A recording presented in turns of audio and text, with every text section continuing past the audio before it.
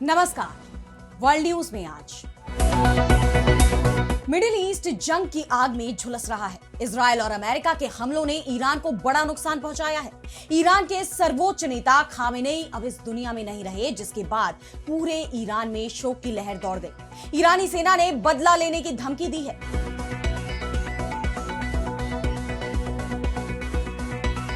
Khamenei की मौत Iran के लिए बड़ा झटका है, लेकिन इजरायल और अमेरिका की ये जीत भी उनका हौसला तोड़ने में नाकाम रही। भले ही इजरायल अभी जश्न मना रहा है, लेकिन जल्दी ही वहां मातम पसरने वाला है।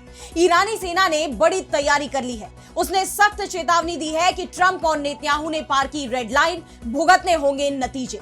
ईरान के तेवरों से अमेरिका भी टेंशन में आ गया है। राष्ट्रपति डोनाल्ड ट्रंप कह रहे हैं कि उन्हें ऐसा नहीं करना चाहिए। तो कैसे मिडिल ईस्ट में और भड़कती जा रही है जंग, इस पर हम करेंगे विस्तार से चर्चा। लेकिन आइए जरा उन खबरों को भी देख लें जिन पर आगे होगी बात। मिडिल ईस्ट में छिड़ी जंग से दुनिया भर में टेंशन। ईरान के समर्थन में उतरे रूस और चीन। संयुक्त राष्ट्र महासचिव ने की युद्ध रोकने की अपील, कहा तुरंत खत्म की जानी चाहिए ये दुश्मनी। पाकिस्तान और अफगानिस्तान में युद्ध जारी, धमाकों से गूंजा काबुल। पाकिस्तानी फाइटर जेट पर तालिबान लड़ाकों की फायरिंग। दक्षिण चीन सागर में महायुद्ध का अलर्ट, अमेरिका और फिलीपींस की हरकतों पर भड़का चीन। रक्षा मंत्रालय के प्रवक्ता शियाओ कांग का आरोप, अमेरिका जानबूझकर पैदा कर रहा अशांति।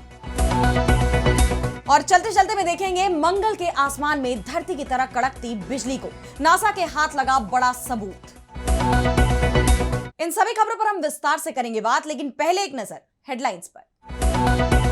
अमेरिका में ब्रिटेन के पूर्व राजदूत पीटर मेंडलसन रिहा, एप्स्टीन मामले में किए गए थे गिरफ्तार। सार्वजनिक पद के गलत इस्तेमाल के लगे हैं आरोप। केन्या में बड़ा विमान हादसा, आग लगने से संसद के सदस्य जोहाना नगीनो समेत 6 लोगों की गई जान। खराब मौसम के चलते पहाड़ी इलाके में गिरा हेलीकॉप्टर। बेल्जियम के अधिकारियों की बड़ी कार्रवाई, रूस के एक संदिग्ध शैडो फ्लीट टैंकर को समुद्र में किया जब्त। रक्षा मंत्री थियो फ्रैंकन ने दी जानकारी।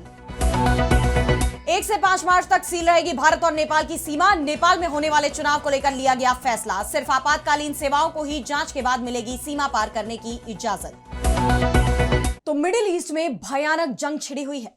इजरायल और अमेरिका के हमलों ने ईरान में भारी तबाही मचा दी है, जिसके बाद ईरान ने भी अमेरिकी युद्धपोतों को डुबोने की तैयारी कर ली है। ईरान के तेवर और ज्यादा आक्रामक नजर आ रहे हैं, क्योंकि इस बार अमेरिका और इजरायल के हमलों ने उसे सबसे बड़ा नुकसान पहुंचाया है। इन हमलों में ईरान के सर्वोच्च नेता आयतुल्लाह अली खामेनेई की मौत हो गई है। उनके आवास पर एक साथ 30 से ज्यादा मिसाइलें दागी गई। बंकर बस्टर बम का इस्तेमाल किया गया, जिसके बाद अमेरिकी राष्ट्रपति डोनाल्ड ट्रंप ने खामेनेई की मौत की घोषणा कर दी और बाद में ईरान ने भी इसकी पुष्टि कर दी। इजरायल के रक्षा मंत्री इजराइल काट्ज ने इस जीत पर खुशी जाहिर की है। उन्होंने कहा कि जिसने इजरायल को खत्म करने का काम किया वो खत्म हो गया है, इंसाफ हुआ है और बुराई की धुरी को करारा झटका लगा है। इजरायल और अमेरिका जश्न मना रहे हैं, लेकिन खामेनेई की मौत से पूरे मुस्लिम जगत में शोक की लहर दौड़ गई है। ईरान ने 40 दिन के शोक की घोषणा की है। ईरान के उत्तर पूर्वी शहर माशहद में इमाम रजा के पवित्र दरगाह पर हजारों की संख्या में लोग शोक मनाने के लिए जुटे। ईरान ने अपना झंडा आधा झुका दिया, लेकिन इस झटके से उसका खून खौल गया है। खुद को दोबारा खड़ा करने में ईरान जुट गया है। उसने अमेरिका और इजरायल को खुली चेतावनी दी है कि इसका बदला वो जरूर लेगा।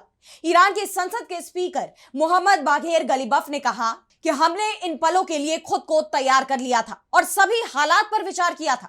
खामेनेई को मारकर राष्ट्रपति डोनाल्ड ट्रंप और प्रधानमंत्री बेंजामिन नेतन्याहू ने रेड लाइन पार कर ली है और इसके नतीजे भुगतेंगे। खामेनेई के बाद देश की कमान अब उनके तीसरे बेटे मुस्तफा खामेनेई को सौंप दी गई है।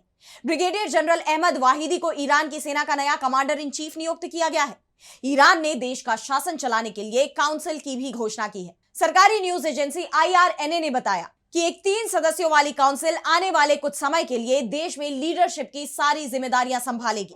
इस काउंसिल में देश के राष्ट्रपति, न्यायपालिका के प्रमुख और गार्डियन काउंसिल के एक सदस्य शामिल होंगे। ईरानी सेना IRGC ने सख्त चेतावनी भी दी है कि वो अमेरिका और इजरायल पर ईरान के इतिहास में अब तक का सबसे खतरनाक हमला करेगा। इस पर अमेरिकी राष्ट्रपति डोनाल्ड ट्रंप का भी बयान आया है। उन्होंने कहा कि ईरान ने अभी कहा है कि वे आज बहुत जोरदार हमला करेंगे, जैसा पहले कभी नहीं हुआ। हालांकि बेहतर होगा कि वे ऐसा ना करें, क्योंकि अगर वे ऐसा करते हैं तो हम उन पर ऐसी ताकत से हमला करेंगे जो पहले कभी नहीं देखी गई होगी। ईरान ने हॉर्मुज स्ट्रेट को भी बंद करने का काम शुरू कर दिया है, जिससे पूरी दुनिया की तेल सप्लाई बुरी तरह प्रभावित होनी तय है। साफ है कि मिडिल ईस्ट में यह जंग अभी और भड़कने वाली है। और अब बढ़ते हैं अगली खबर की तरफ, जहां हम बात करेंगे मिडिल ईस्ट में छिड़ी जंग को लेकर दुनिया भर से आ रही प्रतिक्रियाओं की। तो ईरान के साथ इजराइल और अमेरिका की जंग पूरे मिडिल ईस्ट में फैल गई है, जिसे लेकर पूरी दुनिया चिंतित है। संयुक्त राष्ट्र से लेकर तमाम देशों ने इस पर चिंता जाहिर की है। उन्होंने इन हमलों को अंतरराष्ट्रीय शांति के लिए खतरा करार दिया है। कहीं चिंता दिखाई दे रही है तो कहीं अमेरिका और इजराइल के हमलों का विरोध। संयुक्त राष्ट्र सुरक्षा परिषद की आपात बैठक बुलाई गई है। यूएन महासचिव एंटोनियो गुटेरेस ने इस पूरे घटनाक्रम पर गंभीर चिंता जाहिर करते हुए कहा कि यह दुश्मनी तुरंत खत्म की जानी चाहिए। ऐसा न करने पर आम लोगों और इलाके की स्थिरता के लिए गंभीर नतीजों वाले बड़े इलाकों में लड़ाई का खतरा है। संयुक्त राष्ट्र ने साफ चेतावनी दी है कि अगर जल्दी ही इस जंग को खत्म नहीं किया गया तो यह पूरी दुनिया के लिए खतरनाक साबित हो सकती है। तुर्की ने भी तनाव खत्म करने के लिए बातचीत दोबारा शुरू करने की अपील की है।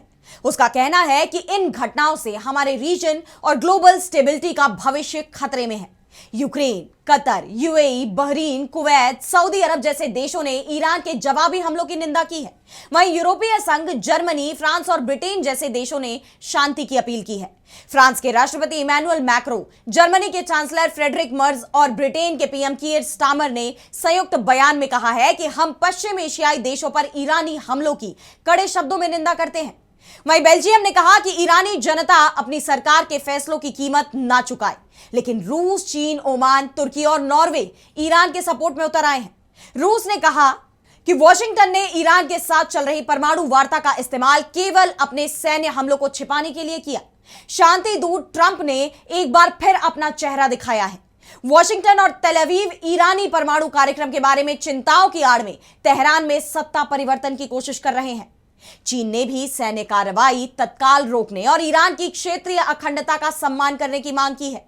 वहीं ब्राजील की सरकार ने ईरान में हमलों की कड़ी निंदा की और क्षेत्र में बढ़ते तनाव पर गंभीर चिंता जाहिर की। कई देशों में लोग ईरान के सपोर्ट में प्रदर्शन पर उतर आए हैं। अमेरिका की राजधानी वॉशिंगटन से लेकर पाकिस्तान के प्रमुख शहर कराची तक, पीओके से लेकर भारत के तमाम राज्यों में भीड़ सड़क पर उतर आई है। ईरान का झंडा लिए लोग प्रदर्शन कर रहे हैं। पाकिस्तान के कराची में अमेरिकी कॉन्सुलेट पर हमला हुआ है। खामनेई की मौत से गुस्साई भीड़ परिसर के अंदर घुस गई और पथराव किया। भीड़ पर काबू पाने के लिए पुलिस ने आंसू गैस के गोले दागे और लाठी चार्ज किया, जिसमें कई लोग घायल हुए। यानी पूरी दुनिया में इस वक्त बवाल मच गया है। देखना यह होगा कि मिडिल ईस्ट में उठा यह तूफान आखिर कब शांत होता है। क्या दुनिया तीसरे वर्ल्ड वॉर की तरफ बढ़ रही है? यह बड़ा सवाल है। और अब अगली खबर में बात करेंगे दक्षिण एशिया में छिड़ी जंग की। तो एक तरफ मिडिल ईस्ट पूरा जल रहा है, वहीं दूसरी तरफ दो दक्षिण एशियाई देश पाकिस्तान और अफगानिस्तान में भी लड़ाई छिड़ी हुई है। यह संघर्ष अब चौथे दिन में पहुंच गया है और चौथे दिन भी हमले जारी रहे। 1 मार्च की सुबह भी अफगानिस्तान की राजधानी काबुल में जोरदार धमाकों की गूंज सुनाई दी। इसके बाद गोलीबारी की भी आवाजें सुनी गई, जिससे शहर के कई इलाकों में अफरा तफरी मच गई। लोगों में डर का माहौल है। हालांकि बाद में तालिबानी अधिकारियों ने बताया कि यह कार्रवाई पाकिस्तानी सेना ने नहीं की थी, बल्कि खुद तालिबानी सेना ने काबुल में पाकिस्तानी विमानों के खिलाफ एयर डिफेंस कार्रवाई की है। उन्होंने राजधानी के नागरिकों को भरोसा दिलाया कि घबराने की कोई जरूरत नहीं है। तालिबान सरकार का कहना है कि उन्होंने पाकिस्तानी सैनिकों को करारा जवाब दिया है। वहीं पाकिस्तानी सेना अपनी पीठ थपथपाती हुई नजर आ रही है। पाकिस्तान के सूचना मंत्री अता उल्ला तरार ने दावा किया है कि हमारे सुरक्षा बलों ने अफगान तालिबान के खिलाफ चलाए जा रहे जवाबी ऑपरेशन गजब लिल हक के तहत पाकिस्तान वायुसेना ने अफगान तालिबान के कई सैन्य ठिकानों और चौकियों पर हवाई हमले किए। इन हमलों का दायरा केवल सीमावर्ती क्षेत्रों तक सीमित नहीं रहा, बल्कि ये सीधे काबुल और कंधार जैसे प्रमुख शहरों तक फैल गया। ऑपरेशन के तीसरे दिन तक 350 से ज्यादा तालिबान लड़ाकों को मार गिराया गया है, जबकि 535 से ज्यादा लोगों को गंभीर चोटें आई हैं। पाकिस्तानी वायुसेना और जमीनी बलों ने अफगानिस्तान के अंदर 41 अलग अलग ठिकानों को प्रभावी ढंग से निशाना बनाया।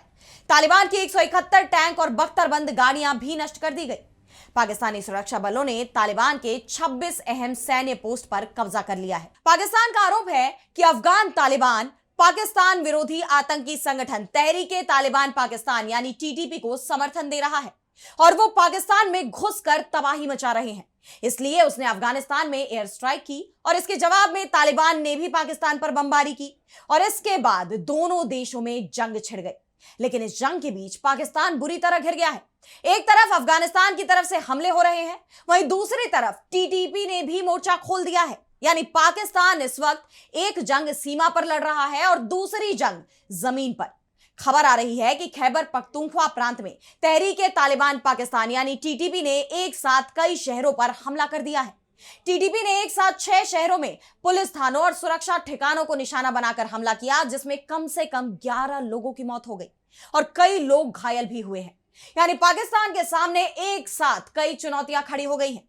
अफगानिस्तान पर हमला कर पाकिस्तान बुरी तरह फंस गया है। अब देखना यह होगा कि यह जंग कहां जाकर रुकती है, क्योंकि एक साथ मिडिल ईस्ट और दक्षिण एशिया में छिड़ी जंग ने पूरी दुनिया की टेंशन बढ़ा दी है। तमाम देश शांति की अपील कर रहे हैं। और अब अगली खबर में बात करेंगे दक्षिण चीन सागर में बढ़ते तनाव की। तो इस वक्त पूरी दुनिया सहमी हुई है, क्योंकि हर जगह जंग ही जंग नजर आ रही है। साउथ चाइना सी में भी कुछ ऐसा ही माहौल दिखाई दे रहा है।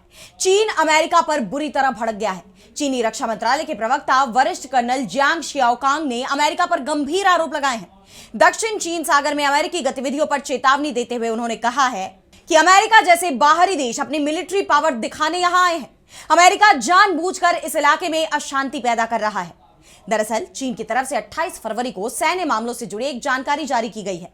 रिपोर्ट्स के मुताबिक फिलीपींस, अमेरिका, जापान और ऑस्ट्रेलिया ने हाल ही में वांगियन द्वीप के पास हवाई क्षेत्र और जल क्षेत्र में संयुक्त गश्त की, जिस पर चीन ने कड़ी नाराजगी जाहिर की। लेकिन अमेरिका की गश्त पर चीन ने आखिर इतनी तीखी प्रतिक्रिया क्यों दी है, इसे समझने के लिए पहले जरूरी है यह जानना कि इस द्वीप की लोकेशन क्या है। तो वांगियन द्वीप दक्षिण चीन सागर में स्थित एक विवादित प्रवाल द्वीप यानी कोरल एटॉल है। यह फिलीपींस के लुजोन द्वीप से लगभग 220 किलोमीटर पश्चिम में स्थित है। इस पर चीन, फिलीपींस और ताइवान अपना अपना दावा करते हैं, लेकिन फिलहाल ये चीन के नियंत्रण में है। अब जानते हैं कि साउथ चाइना सी पर चीन अपना अधिकार जमाता रहा है। यही वजह है कि जब भी कोई देश इस क्षेत्र में अपनी सैन्य मौजूदगी दिखाता है तो चीन आग बबूला हो जाता है। अमेरिका और फिलीपींस का कहना है कि दक्षिण चीन सागर में चीन की गतिविधियों का क्षेत्रीय शांति और स्थिरता के साथ साथ हिंद प्रशांत क्षेत्र और यहां तक कि व्यापक क्षेत्र की अर्थव्यवस्था पर भी प्रतिकूल प्रभाव पड़ता है। जिसके जवाब में चीनी रक्षा मंत्रालय के प्रवक्ता ने तीखा बयान देते हुए कहा कि अमेरिका जैसे इस क्षेत्र से बाहर के देश अपनी सैन्य शक्ति का प्रदर्शन करने और जानबूझकर अशांति पैदा करने के लिए दूर दूर से दक्षिण चीन सागर आए हैं, जो तनाव और अराजकता का स्रोत है। फिलीपींस ने बार बार चीन के अधिकारों का उल्लंघन किया है और उकसाया है, जिससे इस क्षेत्र के देशों के साझा हितों को नुकसान पहुंचा है। दक्षिण चीन सागर में स्थित द्वीपों और उनके निकटवर्ती जल क्षेत्रों पर चीन की निर्विवाद संप्रभुता है और संबंधित जल क्षेत्रों पर चीन के संप्रभु अधिकार और क्षेत्राधिकार हैं। चीनी प्रवक्ता के बयान से अमेरिका और चीन के बीच तनाव बढ़ता जा रहा है। अब देखना यह होगा कि यह तनाव बयानबाजी तक ही सीमित रहेगा या दक्षिण चीन सागर में भी कोई बड़ा मोर्चा खुलने वाला है। और अब चलते चलते में बात करेंगे मंगल ग्रह की कड़कती बिजली की। तो क्या आपने कभी सोचा है कि मंगल ग्रह पर मौसम कैसा होगा? अब तक हमें लगता था कि वहां बस धूल ही धूल होगी और सन्नाटा पसरा हुआ होगा, लेकिन नासा के मैविन स्पेसक्राफ्ट ने एक ऐसी जानकारी दी है जिसने वैज्ञानिकों के होश उड़ा दिए हैं। मंगल पर पहली बार विस्लर नाम का एक रेडियो सिग्नल रिकॉर्ड किया गया है, जो बिल्कुल वैसा ही है जैसा धरती पर बिजली कड़कने के बाद सुनाई देता है। जब कहीं जोरदार बिजली गिरती है तो वो रोशनी के साथ साथ इलेक्ट्रोमैग्नेटिक रेडिएशन भी छोड़ती है, और जब ये लहरें ग्रह के आयनोस्फीयर से गुजरती हैं तो इनकी स्पीड बदल जाती है। हाई फ्रीक्वेंसी वाली लहरें तेज भागती हैं और लो फ्रीक्वेंसी वाली धीरे, और नतीजा ये होता है कि एक आवाज आती है जो सुनने में किसी व्हेल मछली की पुकार जैसी लगती है, और इसीलिए इसे विस्लर कहते हैं।